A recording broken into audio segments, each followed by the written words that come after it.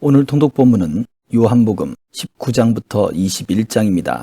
요한은 십자가에 달린 예수에 대한 조롱의 내용을 생략하고 공간복음에는 없는 독특한 자료들로 순환 사건들을 묘사합니다. 순환 말씀에 대한 예언의 성취, 예수의 모친과 사랑하는 제자의 등장, 고통의 절규가 아닌 승리와 확신의 외침 등으로 간결하고도 극적인 기법으로 전하고 있습니다. 또한 예수께서 지상사역을 시작하시면서 제자들을 부르셨을 때처럼 마지막 장인 21장에서 자신을 버린 제자들을 찾아가셔서 다시 한번 부르시고 사명을 부여하시는 장면을 끝으로 복음서를 마무리합니다. 요한복음 19장. 그러자 빌라도는 예수를 데려다가 채찍질했습니다. 병사들은 가시관을 엮어 예수의 머리에 씌우고 자주색 옷을 입힌 뒤에 가까이 다가가서 유대 사람의 왕 만세! 하고 소리치며 손바닥으로 얼굴을 때렸습니다. 빌라도는 다시 밖으로 나와 유대 사람들에게 말했습니다. 보라, 내가 예수를 너희들 앞에 데려오겠다. 이는 그에게서 아무 죄도 찾지 못한 것을 너희에게도 알게 하려는 것이다. 예수께서 가시관을 쓰고 자주색 옷을 입고 밖으로 나오자 빌라도가 그들에게 말했습니다. 보라, 이 사람이다. 대제사장들과 경비병들은 예수를 보자 크게 소리쳤습니다. 십자가에 못 박으시오! 십자가에 못 박으시오! 빌라도가 대답했습니다. 너희들이 이 사람을 데려다가 십자가에 못 박으라. 나는 그에게서 아무 죄도 찾아낼 수가 없다. 유대 사람들이 빌라도에게 말했습니다. 우리에게 법이 있는데 그 법에 따르면 이 사람은 마땅히 죽어야 합니다. 그가 자기 자신을 가리켜 하나님의 아들이라고 했기 때문입니다. 빌라도는 이 말을 듣고 더욱 두려워서 관저 안으로 다시 되돌아갔습니다. 빌라도가 예수께 물었습니다. 네가 어디서 왔느냐? 그러나 예수께서는 아무 대답도 하지 않으셨습니다. 그러자 빌라도가 예수께 말했습니다. 내게 말하지 않을 작정이냐? 내가 너를 놓아줄 권한도 있고 십자가에 못 박을 권한도 있다는 것을 알지 못하느냐? 예수께서 빌라도에게 대답하셨습니다. 위에서 주지 않으셨더라면 네가 나를 해칠 아무런 권한도 없었을 것이다. 그러므로 나를 네게 넘겨준 사람의 죄는 더 크다. 이 말을 듣고 빌라도는 예수를 놓아주려고 힘을 썼습니다. 그러나 유대 사람들은 소리쳤습니다. 이 사람을 놓아주면 총독님은 가이사의 충신이 아닙니다. 누구든지 자기 자신을 왕이라고 하는 사람은 황제를 반역하는 자입니다. 빌라도는 이 말을 듣고 예수를 끌고 나와서 돌판으로 마련된 재판석에 앉았습니다. 이날은 6월절이 예비일이었고 시간은 낮 12시쯤이었습니다. 빌라도가 유대 사람들에게 말했습니다. 보라, 너희들의 왕이다. 그러자 그들이 소리쳤습니다. 없애버리시오! 없애버리시오! 십자가에 못 박으시오! 빌라도가 그들에게 물었습니다. 너희들의 왕을 십자가에 못 박으란 말이냐? 대제사장들이 대답했습니다. 우리에게는 가이사 말고는 다른 왕이 없습니다. 마침내 빌라도는 예수를 십자가에 못 박도록 그들에게 넘겨주었습니다. 로마 군인들이 예수를 데리고 나갔습니다. 예수는 자기의 십자가를 지시고 해골, 히브리 말로 골고다이라는 곳으로 가셨습니다. 거기에서 그들이 예수를 십자가에 못 박았습니다. 그리고 다른 두 사람도 예수의 양쪽에 각각 한 사람씩 못 박았습니다. 빌라도는 또한 명패도 써서 십자가 위에 붙였습니다. 그 명패에는 유대 사람의 왕 나사렛 예수라고 써 있었습니다. 예수께서 십자가에 못 박히신 곳이 예루살렘 성 가까이에 있었습니다. 또 그 명패가 히브리어와 라틴어와 그리스어로 각각 쓰였기 때문에 많은 유대 사람들이 이 명패를 읽었습니다. 그러자 유대 사람의 대제사장들이 빌라도에게 말했습니다. 유대 사람의 왕이라고 쓰지 말고 자칭 유대 사람의 왕이라고 써주십시오. 빌라도가 대답했습니다. 나는 내가 쓸 것을 썼다. 군인들은 예수를 십자가에 못 박고 예수의 옷을 넷으로 나눠 각각 하나씩 갖고는 속옷까지 가져갔습니다. 이 속옷은 이음새 없이 위에서 아래까지 통으로 짠 것이었습니다. 그들이 서로 말했습니다. 이것을 찢지 말고 누가 가질지 제비를 뽑자. 이것은 성경 말씀을 이루려는 것이었습니다. 그들이 내 겉옷을 나눠 가지고 내 속옷을 놓고 제비를 뽑았다. 예수의 십자가 곁에는 예수의 어머니와 이모와 글로바의 아내 마리아와 막달라 마리아가 서 있었습니다. 예수께서는 자기의 어머니와 그 곁에 사랑하는 제자가 서 있는 것을 보시고 어머니에게 말씀하셨습니다. 어머니, 보십시오. 당신의 아들입니다. 그리고 그 제자에게는 보아라, 네 어머니이다 라고 말씀하셨습니다. 그때부터 그 제자는 예수의 어머니를 자기 집에 모셨습니다. 이후에 예수께서 모든 것이 이루어진 것을 아시고 성경을 이루시려고 말씀하셨습니다. 내가 목마르다. 거기 신 포도주가 담긴 그릇이 있어서 그들은 해면에 포도주를 흠뻑 적신 후 우슬초 줄기에 달아 올려 예수의 입에 갖다 대었습니다. 예수께서 신 포도주를 받으시고 말씀하셨습니다. 다 이루었다. 그리고 예수께서는 머리를 떨구시고 숨을 거두셨습니다. 그날은 예비일이었고 그 다음 날은 특별한 안식일이었습니다.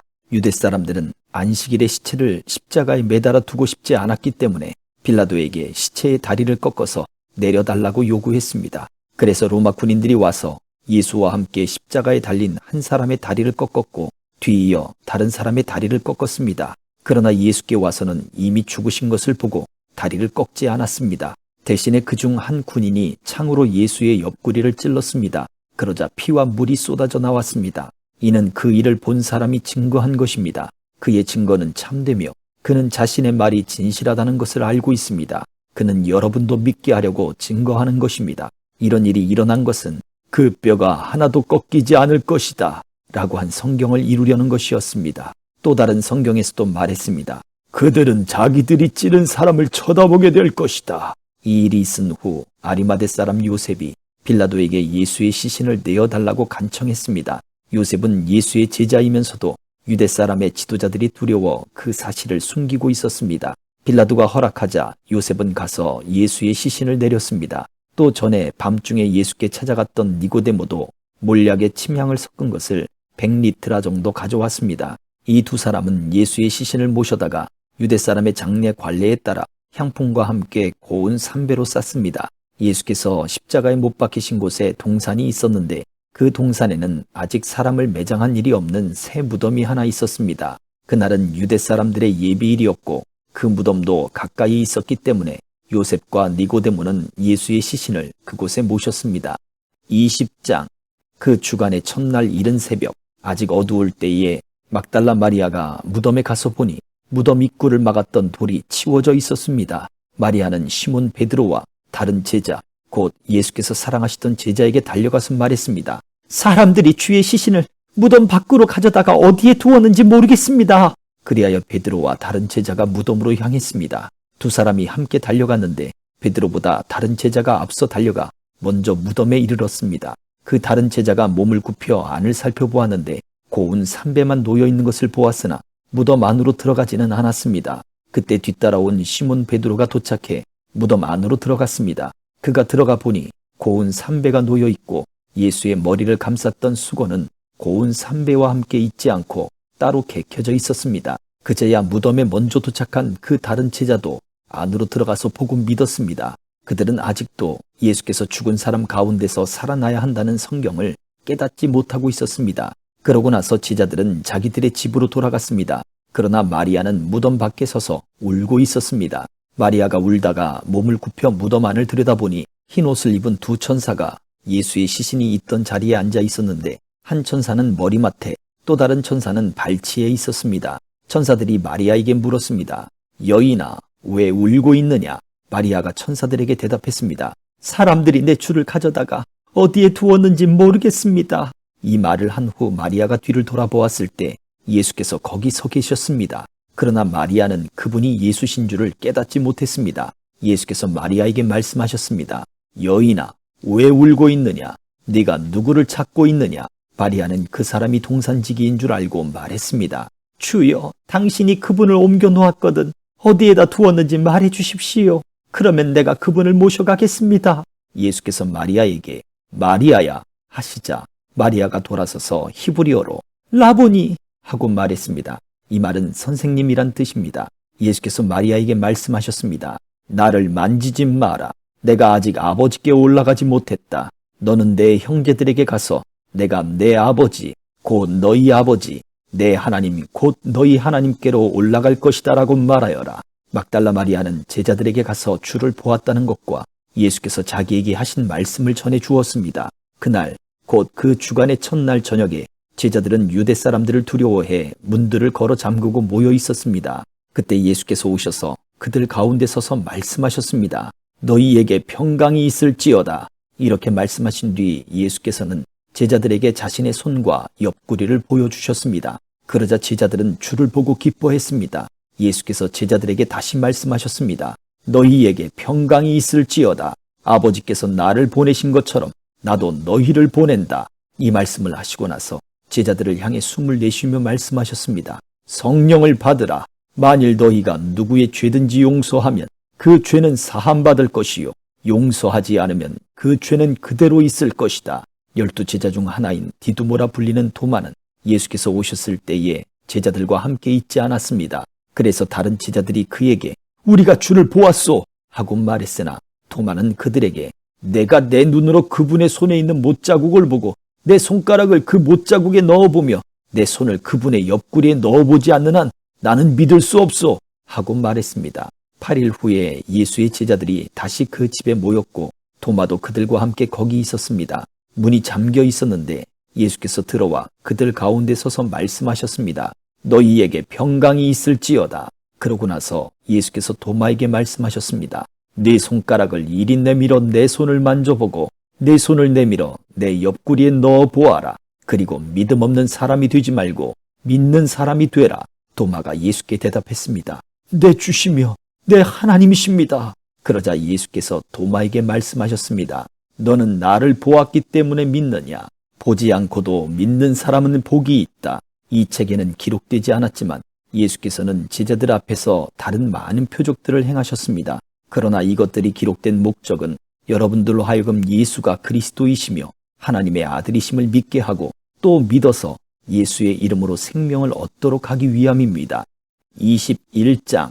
그 후 예수께서는 디베랴 바다에서 제자들에게 다시 자신을 나타내셨는데 그 나타내심은 이러합니다. 시몬 베드로, 디두모라고 하는 도마, 갈릴리 가나 사람인 나다나엘, 세베대의 두 아들들, 그리고 다른 두 제자가 함께 있었습니다. 시몬 베드로가 그들에게 나는 물고기를 잡으러 가겠소 하고 말하자 그들이 우리도 같이 가겠소 하고 말했습니다.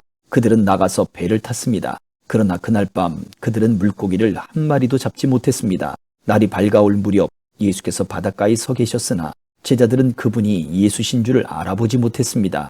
예수께서 제자들에게 얘들아 물고기를 좀 잡았느냐 하고 물으시자 그들은 한 마리도 잡지 못했소 라고 대답했습니다. 예수께서 제자들에게 말씀하셨습니다. 그물을 배 오른편에 던져보라. 그러면 물고기가 잡힐 것이다. 제자들이 그물을 배 오른편에 던지자 물고기가 너무 많이 걸려 그물을 배 안으로 들어 올릴 수가 없었습니다. 예수께서 사랑하시던 제자가 베드로에게 말했습니다. 주이시다! 시몬 베드로가 주이시다라는 말을 듣자마자 벗어두었던 겉옷을 몸에 걸치고 물로 뛰어들었습니다. 그러나 다른 제자들은 배에 탄 채 물고기가 가득한 그물을 끌면서 배를 저어 육지로 나아왔습니다. 배가 바닷가에서 약 200규빗 정도밖에 떨어져 있지 않았기 때문입니다. 제자들이 육지에 도착해서 보니 숯불을 피워 놓았는데 숯불 위에는 생선이 놓여 있었고 빵도 있었습니다. 예수께서 제자들에게 말씀하셨습니다. 너희가 방금 잡은 생선을 좀 가져오라. 시몬 베드로가 배에 올라 그물을 육지로 끌어내렸습니다. 그물 안에는 큰 물고기가 153마리나 들어 있었습니다. 물고기가 이렇게 많았는데도 그물은 찢어지지 않았습니다. 예수께서 제자들에게 말씀하셨습니다. 와서 아침을 먹으라. 다들 그분이 주이신 줄 알고 있었기 때문에 제자들 중 감히 그분께 누구십니까? 라고 묻는 사람이 없었습니다. 예수께서 오셔서 빵을 가져다가 제자들에게 나눠주셨고 이와 같이 생선도 주셨습니다. 예수께서 죽은 사람들 가운데서 살아나신 뒤 제자들에게 나타나신 것은 이것이 세 번째였습니다. 그들이 아침 식사를 끝마치자 예수께서 시몬 베드로에게 말씀하셨습니다. 요한의 아들 시몬아, 네가 이 사람들보다 나를 더 사랑하느냐? 베드로가 말했습니다. 예, 주여, 제가 주를 사랑하는 것을 주께서 아십니다. 예수께서 베드로에게 말씀하셨습니다. 내 어린 양떼를 먹여라. 예수께서 베드로에게 다시 말씀하셨습니다. 요한의 아들 시몬아, 네가 나를 사랑하느냐? 베드로가 예수께 대답했습니다. 예, 주여, 제가 주를 사랑하는 것을 주께서 아십니다. 예수께서 베드로에게 말씀하셨습니다. 내 양떼를 쳐라. 예수께서 베드로에게 세 번째로 말씀하셨습니다. 요한의 아들 시몬아, 네가 나를 사랑하느냐? 예수께서 세 번째 네가 나를 사랑하느냐고 물으시자 베드로가 근심하며 말했습니다. 주여, 주께서는 모든 것을 아십니다. 제가 주를 사랑하는 것을 주께서 아십니다. 예수께서 베드로에게 말씀하셨습니다. 내 양떼를 먹여라. 내가 진실로 진실로 네게 말한다.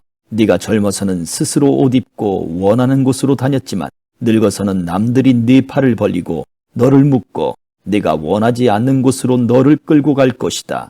예수께서 이렇게 말씀하신 것은 베드로가 어떤 죽음으로 하나님께 영광 돌릴 것인지를 알리기 위함이었습니다. 그러고 나서 예수께서 베드로에게 말씀하셨습니다. 나를 따라라. 베드로가 돌아보니 예수께서 사랑하시던 제자가 따라오고 있었습니다.